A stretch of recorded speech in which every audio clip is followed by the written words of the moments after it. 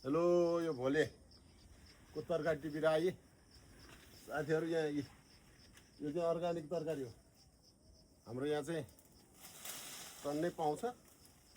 यसमा चाहिँ मुन्टा, यसको चाहिँ मुन्टा खाइन्छ, कलिलो मुन्टा। यसमा आलु मिसाएर खान सकियो। अनि गुन्द्रुक मिसाएर खान मिठो हुन्छ।